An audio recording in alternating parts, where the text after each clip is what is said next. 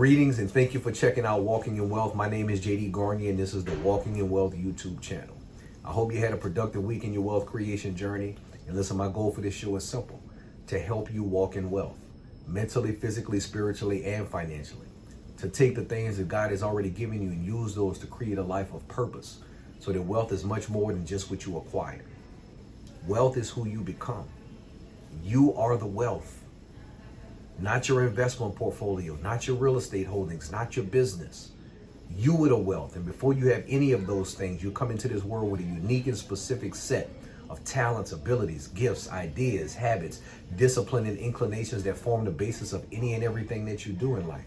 And once you tap into that, you start your wealth creation journey. So I repeat, you are the wealth. Listen, before we get started, if you're not following me on social media, please follow me on Instagram at GarnierJD, Facebook at JD Garnier Senior, and Twitter at JD Garnier 1. And subscribe, like, and share the Walking in Wealth YouTube channel. Also, if you need someone to empower your organization, motivate your staff, or galvanize your team, please reach out to me directly for speaking engagements. No organization is too big or too small to add value or impact. And if you have questions, concerns, thoughts, ideas, or you just want me to expand on the topic that I talk about on the show, you can email me directly at jd@jdgarnier.com. That's jd@jdgarnier.com.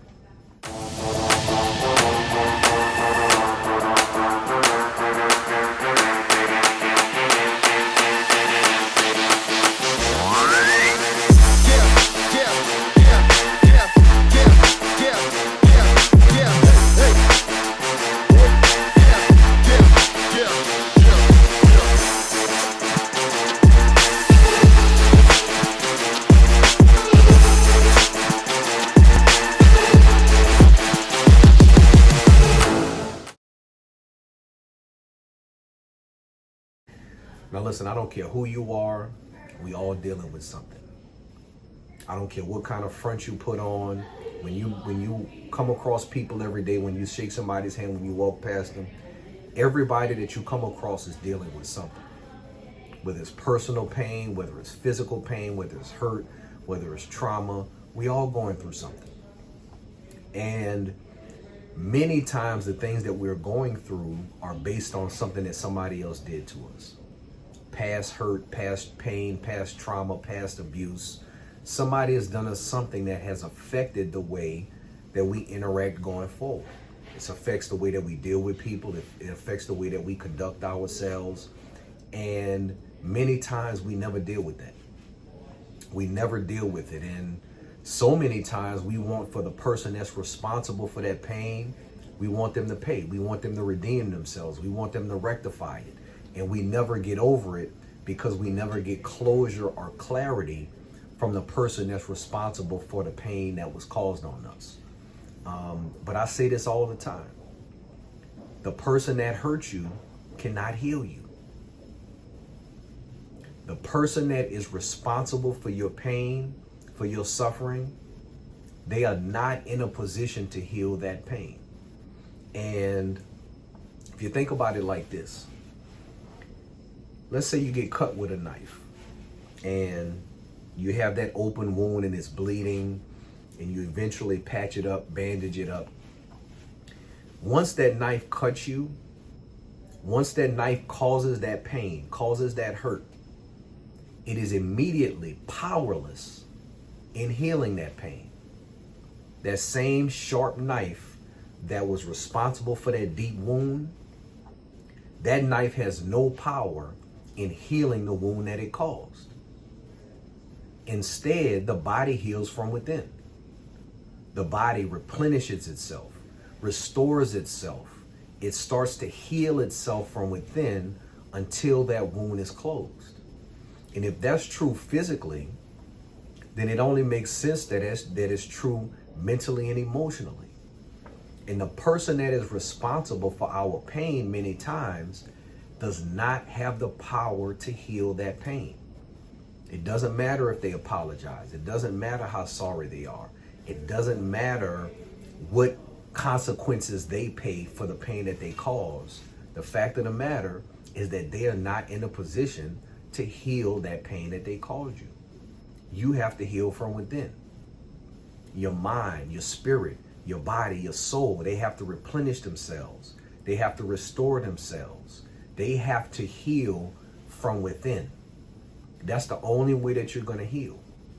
And so if you live in your life expecting that the person that did you wrong, the person that hurt you, the person that betrayed you, the person that abused you, the person that did all of these things to you, that has you in the mental state, the emotional state, the position that you're in, if you live in your life expecting that their suffering or their hurt or their redemption is going to heal you, you're sadly mistaken.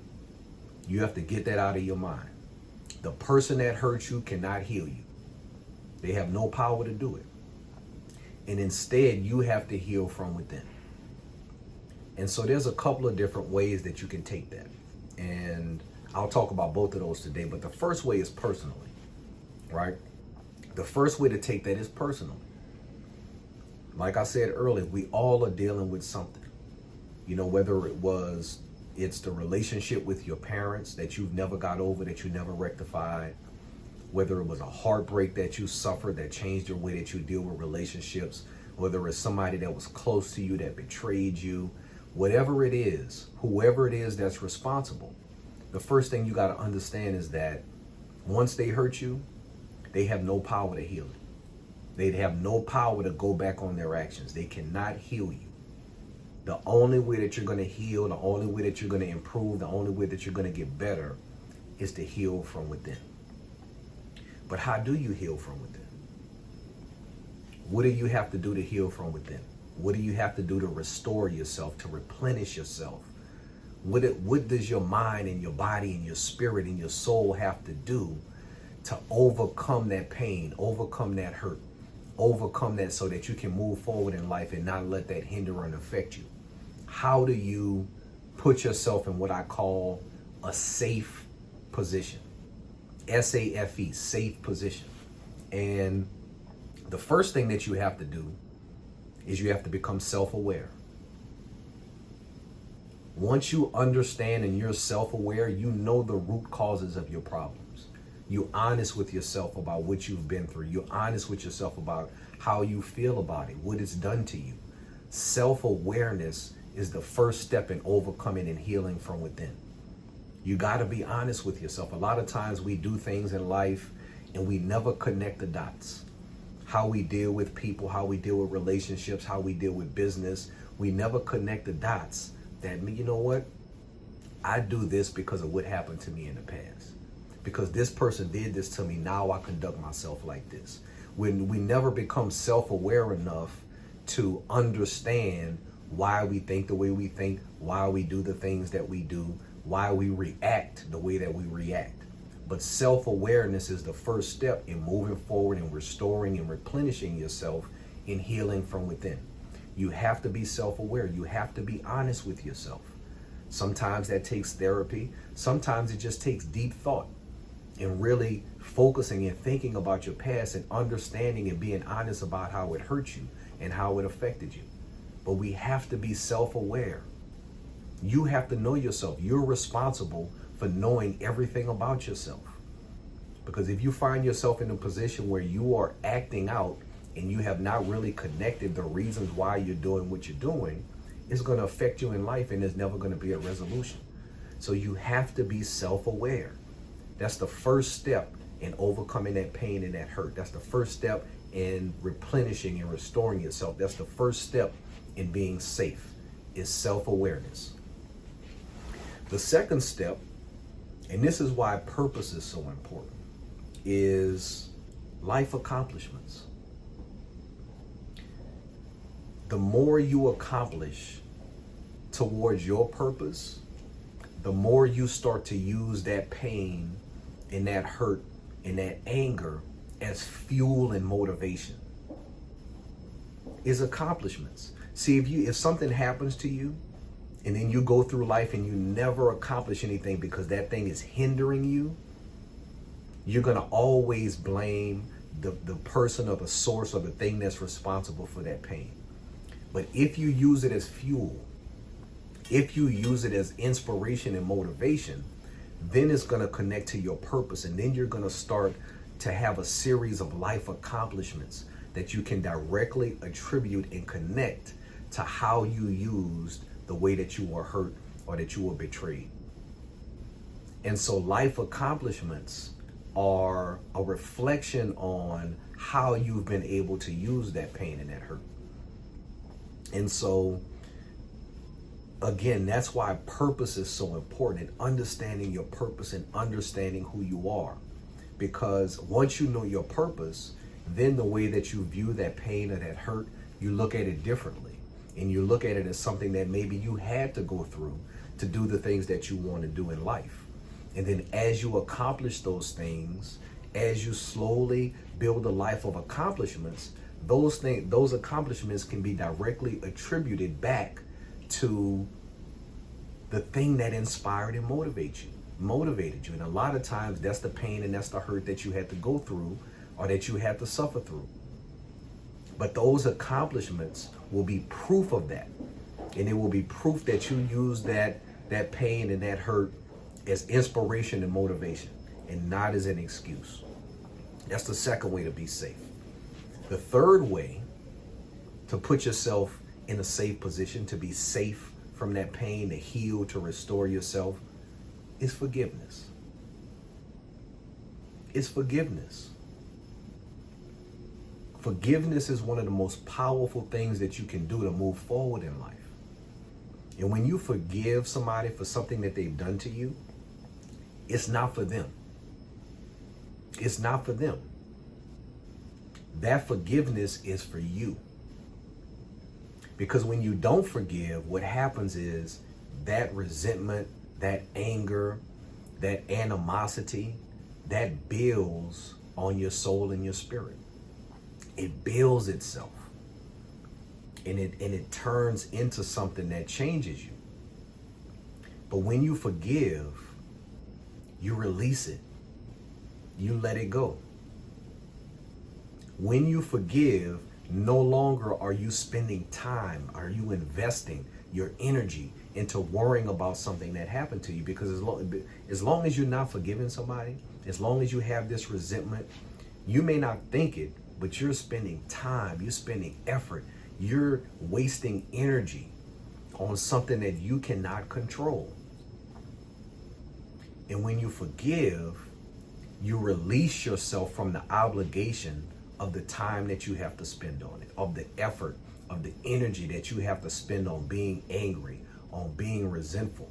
You release yourself from that. And then you allow yourself to start to slowly heal. And it's almost like, again, I'll use the example of getting cut with a knife. And as that wound starts to heal itself, when you don't forgive, it's almost like picking at the scab. It's almost like continuously picking at the scab and picking at the scar and scratching it. And you never give it an opportunity to fully heal itself because you keep focusing on it. You keep messing with it. You keep worrying about it. And instead of that, forgiveness releases you from the obligation of having to think about it. It doesn't mean that you have to deal with the person. It doesn't mean that you have to have a relationship with them again. It does not mean that, but you want to release yourself so that you can focus on your purpose and what you're going to do going forward in life. Forgiveness is a big thing. Forgiveness is one of the biggest things that you can do to change your life, because you will never get the closure that you want. I don't care if it was a heartbreak. I don't care if it was a bad relationship with one of your parents. I don't care if it's a family dispute. Even if you rectify it or you come to a conclusion, if you don't forgive that person, that's going to affect you. It's not going to affect them because they don't know what you feel, but it's going to continuously affect you.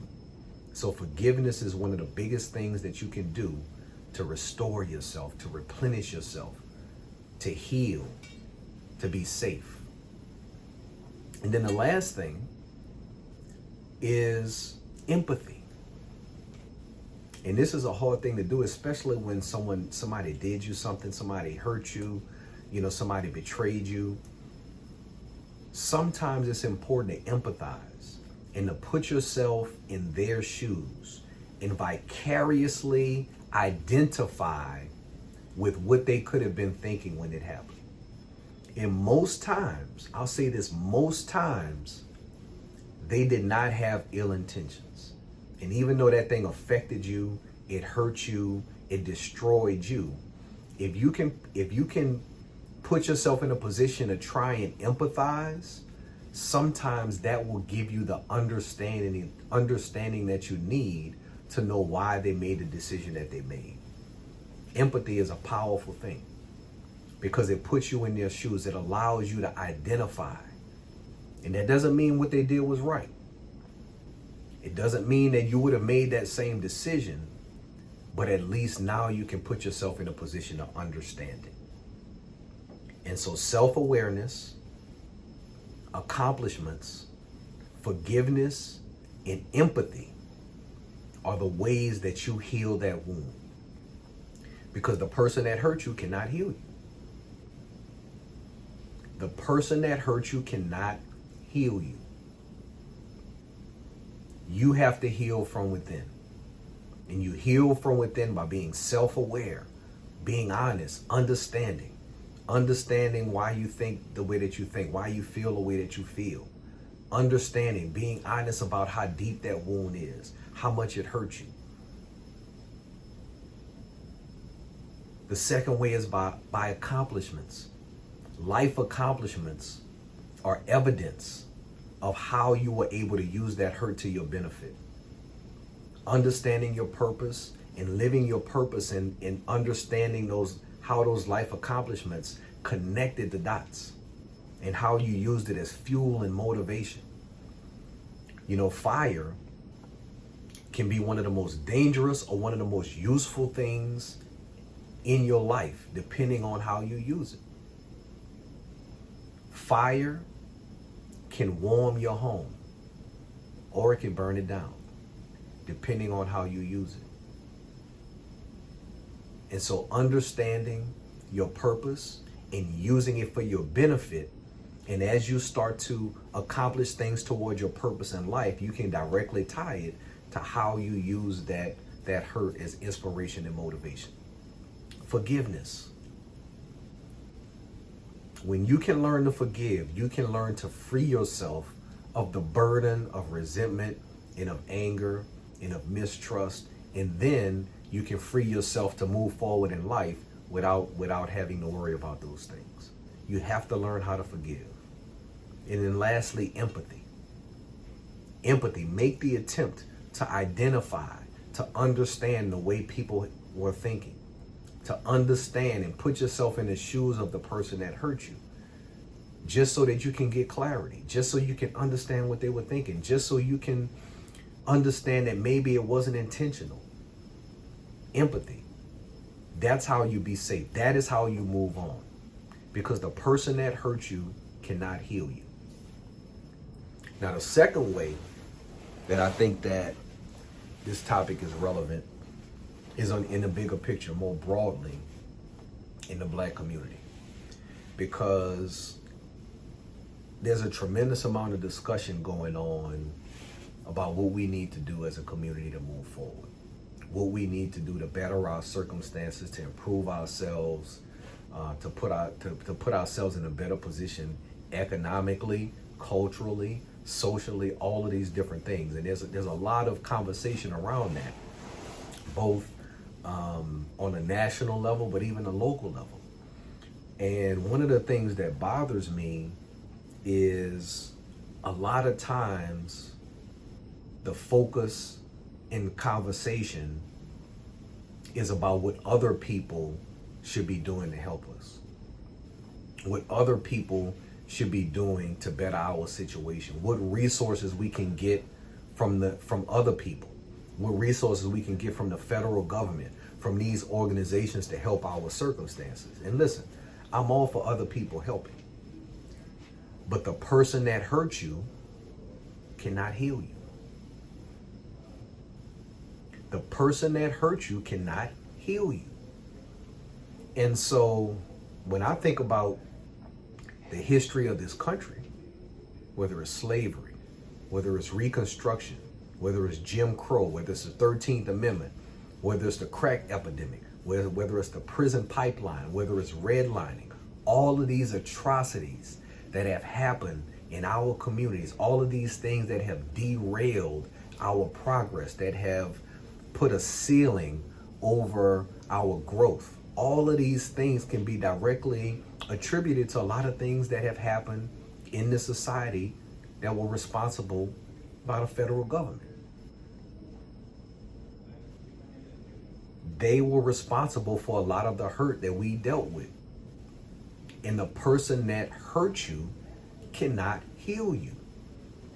And so if they were responsible for all of these things, in my opinion, no matter what programs are put in place, no matter what money is allocated to help our situations, no matter what laws change, the person that hurt you cannot heal you. They can give us more money, they can change some laws, but they cannot heal the things that are going on in our community. They're powerless to doing that. Money is not going to solve that.